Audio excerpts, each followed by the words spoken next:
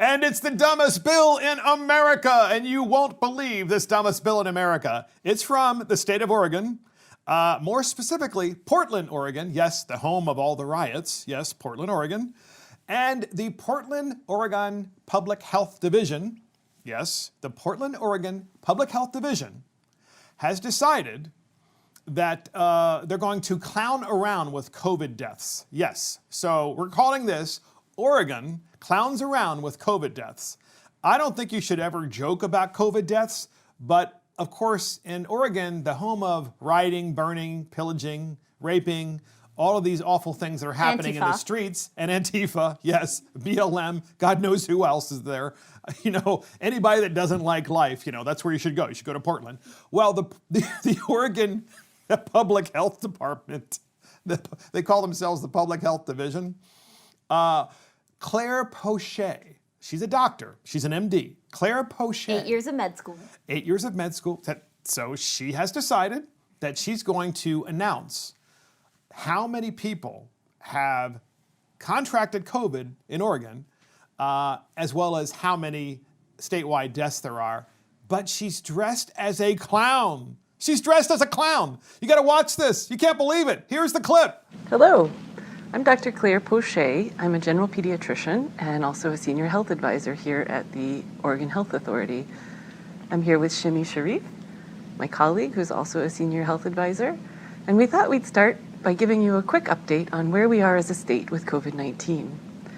As of today, there have been 38,160 cases of COVID-19 in Oregon, with 390 new cases being reported today. Sadly, we are also reporting 3 deaths today, bringing the statewide total for COVID-19 related deaths to 608. So she says, sadly, we're also reporting 608 deaths today, but she's dressed as a clown. Yeah, I think if was that supposed to be funny?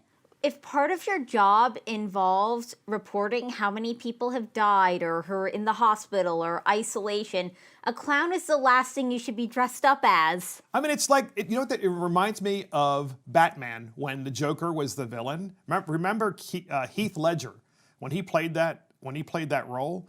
It was so powerful, but also so creepy. That's what she looks like, because Heath Ledger, of course, in the Batman movie, channeled death. And so does she, Claire Pochet, who's a doctor and part of the health department there in Oregon. And she's dressed as a clown, and she's saying, yes, sadly, I'm dressed as a clown. And did she lose a bet? 608 states. You know what it is? They're so dazed and confused in Oregon. I'm convinced they're so dazed and confused from marijuana and drugs. I am convinced that they're so it's not just that they're out of the mainstream. They're just out of their minds, and they're living in La La Land. And they probably got back there, and they probably, Claire and Shimi Sharif, which is another MD, which we're going to see this clip in a minute. Claire and Shimi were probably back there, smoking a bowl and deciding, you know what? I'm going to dress up as a clown and talk about how many people have died because, that's funny. And that'll cheer people up. What? They should have saved their costumes for their flu shot update video. That's right. Exactly. And not the COVID deaths. So here's another clip, but this one is of Shimi Sharif. And it's in the same video, but Shimi Sharif is also an MD, and she's also part of the Oregon Health Authority in Portland, Oregon.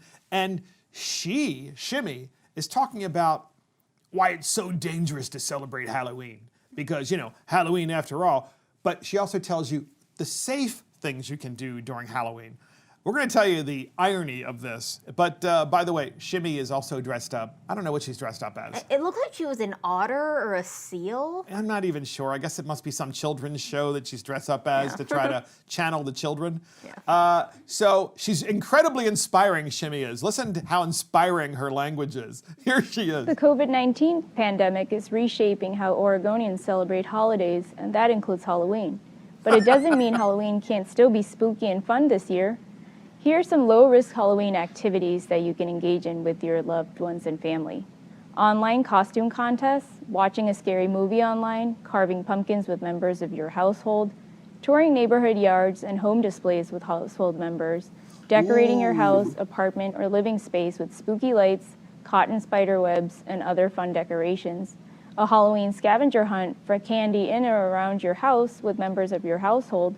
Baking and decorating Halloween cookies with members of your household. Oh, that sounds like so much fun. So in other words, what she is saying, Shimmy and MD, is you can do anything you want for Halloween as long as it's with just the members of your household and as long as it's in your household. Because that's, we want to be safe. We want to make sure people are terrified of going outside, especially children who have virtually no chance of dying from COVID. Especially children, because we don't want them to have a good time during Halloween. And I've seen people on the news just showing how they're safely celebrating Halloween so kids can go out and trick or treat. I've seen people use PVC pipes and creating a candy shoot. I've seen people put candy on duct tape and put it in the trees and even put towards the top of it, out of their reach, miniature alcohol bottles for the parents. How about the old, what my wife have done? My wife and I have done this for years. We after a while, you decide, just in case if I don't hear the doorbell, I'm going to put a big bowl of candy out there. And of course, some idiot kid, I don't blame them, by the way, they'll go up there and they'll take 20 handfuls or whatever. That's fine, right? You just fill it back up because they're kids, right? So what's the big deal about having that as an option, just a bowl of candy? Yeah, you could put hand sanitizer next to it. Or you could put candy in individual bags. Mm-hmm. I know a lot of people that do that. And then the candy, of course, is individually wrapped. And then that individually wrapped candy is in bags. And then each kid takes a bag. I mean, we don't have to ruin Halloween for the children. And of course, my favorite thing is there's if you wear a mask, this is what they said in this video as well, but we don't have a clip of this particular one. They said, if you wear a mask during Halloween, by a mask, I mean a Halloween mask, that's not good enough. You need to wear a mask under your Halloween mask because that Halloween mask doesn't count for anything. And so here's Claire Pochet again, Claire Pochet from the Oregon Health Department. And she's going to talk about the risks of trick-or-treating. And here's our final clip on this, and here it is. We know many of you have been wondering about trick-or-treating or trunk-or-treating and have wondered why we don't recommend it, even though it's an outdoor activity. Although outdoor activities are generally less risky than indoor activities, trick-or-treating is high risk because kids tend to get excited, which can lead to crowding people who aren't members of their household. That is the definition of a complete and utterly Marxist, progressive nut job, right? Generally speaking, she says, if you're outside, it's much safer than if you're inside. But not during Halloween, because during Halloween, there are kids involved. And since there are kids involved, they get excited. And excitement causes COVID. I'm saying, by any chance, did they make a video for safety during rioting? Exactly. Thank you. Brilliant, Melissa Brown. Did you hear that, podcast listeners?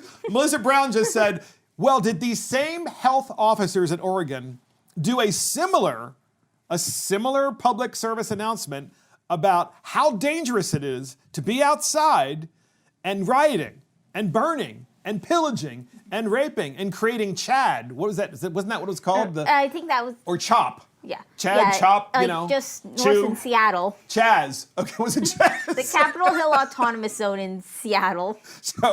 So generally speaking, if you're a child and you're wearing a mask for Halloween, you shouldn't go outside, even though going outside is safer than being inside. And you shouldn't knock on doors because children get excited. But in the event that children want to wear those masks and they want to engage in burning down buildings, it's fine. We're the Oregon Health Department. Come on, we make perfect sense. And that's why we wear clown outfits when we talk about the 608 deaths that have occurred in Oregon. These people are mental. I'm sorry.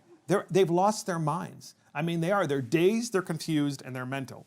So final thoughts on this dumbest bill in America, in Oregon. Go ahead. Listen, let's hear it.